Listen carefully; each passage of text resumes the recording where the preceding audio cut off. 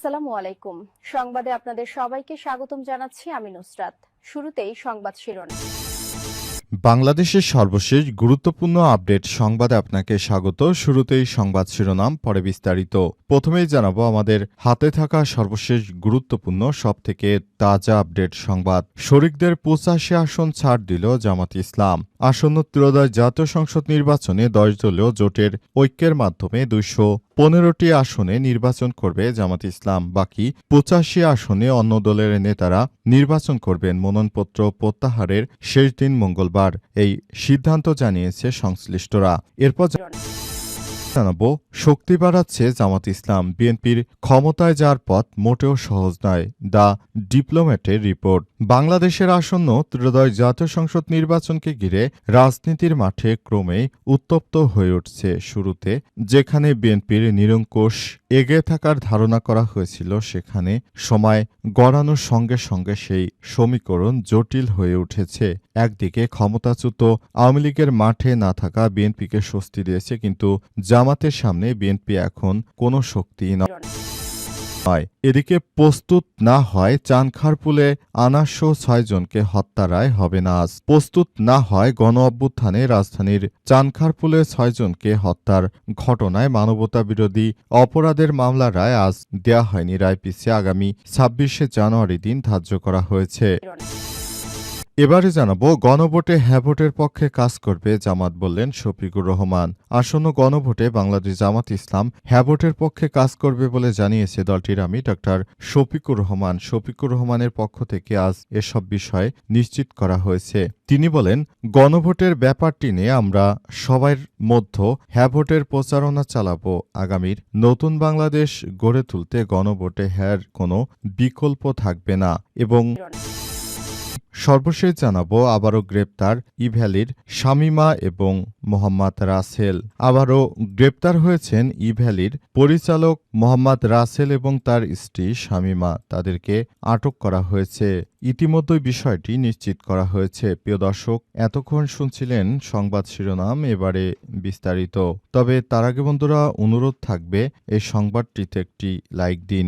এই চ্যানেলে আপনি নতুন হয়ে থাকলে আমাদের সংবাদটি দেখতে দেখতে চ্যানেলটি সাবস্ক্রাইব করে রাখুন। কমেন্ট করে বন্ধুরা আপনার মূল্যবান মতামত জানিয়ে দিন আপনি বিশ্বের কোন দেশ থেকে বা বাংলাদেশের কোন স্থান থেকে আমাদের সংবাদটি দেখছেন এবং শুনছেন। আর বন্ধুরা, সংবাদটি আপনার সোশ্যাল মিডিয়া ফেসবুকে শেয়ার করে বন্ধুদেরও দেখার সুযোগ করে দিন।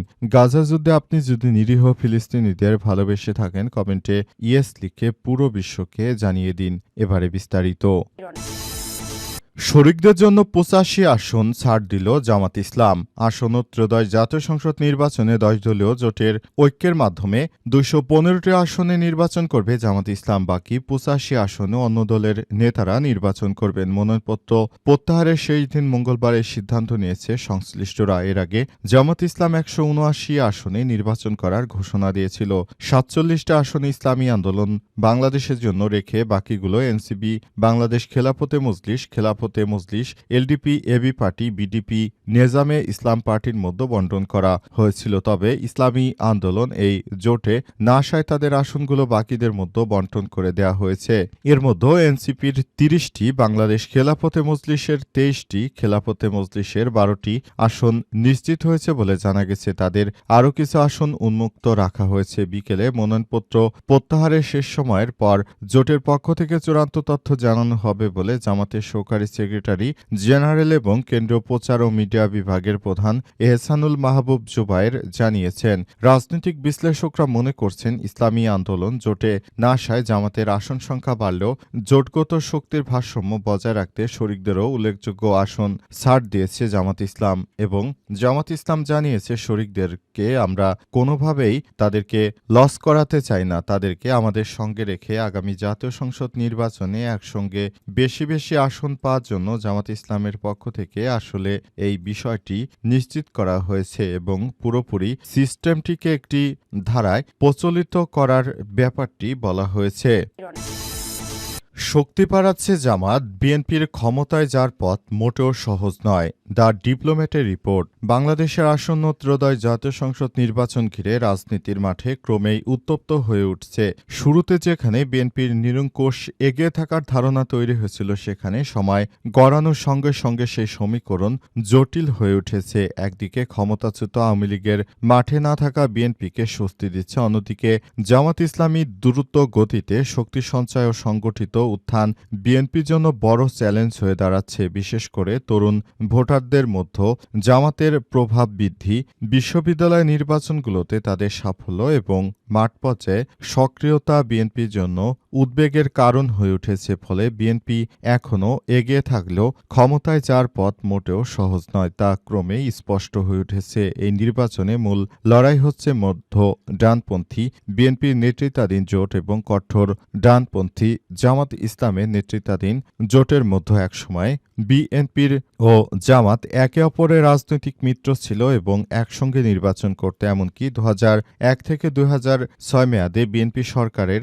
জামাতের নেতারা মন্ত্রীর দায়িত্ব পালন করেছিলেন। কিন্তু এখন সময় গড়িয়েছে, এখন বিএনপির সঙ্গে নেই জামাত ইসলাম। জামাত ইসলাম এখন সম্পূর্ণ স্বতন্ত্র একটি রাজনৈতিক শক্তিশালী দল। বিএনপি প্রথম দিকে মনে করেছিল তারা হয়তো খুব দ্রুততম সময়ের মধ্যে ক্ষমতায় চলেই গেল, কিন্তু এখন দেখা যাচ্ছে বিভিন্ন জায়গা ও বিচার বিশ্লেষণ করে জামাত ইসলাম আদর্শগত দিক দিয়ে অনেক এগিয়ে রয়েছে। সুতরাং বিএনপি এবার জাতীয় সংসদ নির্বাচনে কোনোভাবেই তারা হয়তো জিততে পারবে না, কারণ তাদের নেতাকর্মীরা যেভাবে চাঁদাবাজি করছে, সারা দেশে অসংখ্য মানুষকে হত্যা, গুম, নির্যাতনের শিকারের মতো ঘটনা ঘটাচ্ছে, পাথর দিয়ে মানুষ হত্যা, মানুষের জায়গা জমি দখল করা, আওয়ামী লীগ নেতাকর্মীদের উপর হামলা মামলা সহ বিভিন্ন এমন কোনো অপকর্ম নেই যেটি বিএনপির নেতৃত্ববৃন্দরা করেনি। এটি থেকে আসলে এদেশের মানুষ কেনই বা বিএনপিকে ভোট দেবে সেটি দেখার বিষয়। ইতিমধ্যেই যারা শুধুমাত্র বিএনপির দলীয় প্রতীক নিয়ে নির্বাচন করেছিল এবং আগে থাকতে যারা বিএনপির ছিল শুধুমাত্র তারাই এইবার জাতীয় সংসদ নির্বাচনে বিএনপিকে ভোট দেবে। কিন্তু যারা আমজনতা, তারা বিএনপির যে চরিত্র বিগত সময়ে দেখতে পেয়েছে বিভিন্ন সোশ্যাল মিডিয়ায়, তাতে আমাদের মনে হয় না যে বিএনপি আগামী জাতীয় সংসদ নির্বাচনে জিততে পারবে। প্রস্তুত না হয় চানখারপুলে আনারসহ 6 জনকে হত্যার রায় হবে না আজ। প্রস্তুত না হয় গণ অভ্যুত্থানে রাজধানী চানখারপুলে 6 জনকে হত্যার ঘটনায় মানবতাবিরোধী অপরাধের মামলায় আজ রায় হবে না। রায় পিছিয়ে আগামী 26শে জানুয়ারি দিন ধার্য করা হয়েছে। আজ 11:30টায় রাজধানীতে রায় ঘোষণার নতুন এই দিন ধার্য করেছে আন্তর্জাতিক অপরাধ ট্রাইব্যুনাল একের চেয়ারম্যান বিচারপতি গোলাম মোর্তজা মজুমদারের নেতৃত্বাধীন 3 সদস্যের বিচারিক প্যানেল। অন্য 2 সদস্য বিচারপতি মোহাম্মদ শফিউল আলম মাহমুদ এবং অবসরপ্রাপ্ত জেলা দায়রা জজ মোহাম্মদ মহিতুল হক এনাম চৌধুরী। এর আগে গত 24শে ডিসেম্বর আজকের দিন নির্ধারণ করেন ট্রাইব্যুনাল 1। তবে রায় প্রস্তুত না হয় তারিখ পেছানো হয়েছে বলে জানিয়েছে প্রসিকিউশন। এই মামলায় মোট আসামি 8 জন, এর মধ্যে গ্রেপ্তারও রয়েছে 4 জন, বাকিরা পলাতক। গ্রেপ্তারকৃতরা হলেন সাভার থানার তৎকালীন পরিদর্শক অপারেশন মোহাম্মদ আরশাদ হোসেন, কনস্টেবল মোহাম্মদ সুজন মিয়া, মোহাম্মদ ইমাজ হোসেন ইমন, মোহাম্মদ নাসিরুল ইসলাম। আজ তাদেরকে ট্রাইব্যুনালে হাজির করেছে পুলিশ। পলাতক 4 আসামিরা হলেন ডিএমপির সাবেক কমিশনার হাবিবুর রহমান, ডিএমপির সাবেক যুগ্ম কমিশনার সুদীপ কুমার চক্রবর্তী, রমনাজনের সাবেক অতিরিক্ত কমিশনার শাহ আলম মোহাম্মদ আক্তারুল ইসলাম ও রমনার সাবেক সহকারী কমিশনার মোহাম্মদ ইমরুল। গণভোটে হ্যাঁ ভোটের পক্ষে কাজ করবে জামাত, বললেন শফিকুর রহমান। আসন্ন গণভোটে বাংলাদেশ জামাত ইসলাম হ্যাঁ ভোটের পক্ষে কাজ করবে বলে জানিয়েছে দলটির আমির ডাক্তার শফিকুর রহমান। আসন্ন ত্রয়োদশ জাতীয় সংসদ নির্বাচনকে সামনে রেখে বাংলাদেশ জামাত ইসলামের উদ্যোগে আজ আয়োজিত পলিসি সামিট 2026 শীর্ষক অনুষ্ঠানে বক্তব্যকালে এই তথ্য জানিয়েছেন তিনি। একই সঙ্গে আসন্ন নির্বাচনে জয় পেলে জামাত ইসলামী বিশ্বস্ততার সঙ্গে মানুষের জন্য কাজ করবে বলে দাবি করেছেন ডাক্তার শফিকুর রহমান। তিনি বলেন, আমরা যদি সুযোগ পাই বিশ্বস্ততার সঙ্গে মানুষের জন্য কাজ করব। নারীরা দেশের মোট আয়ে অংশগ্রহণ করছে নারীদের জন্য নিরাপদ কর্মসংস্থান সৃষ্টি করব। আমাদের একটি সম্ভাবনাময় তরুণ প্রজন্ম রয়েছে, তারা দেশের সম্ভাবনার জন্য কাজ করছে এবং তাদের নিয়ে আমরা কাজ করব বলে মনে করেন বাংলাদেশ জামাত ইসলাম। এজন্য জামাত ইসলামের পক্ষ থেকে এসব বিষয় নিয়ে জানানো হয়েছে। শক্তি বাড়িয়ে এখন জামাত ইসলাম মাঠে এক অনন্য জায়গায় রয়েছে।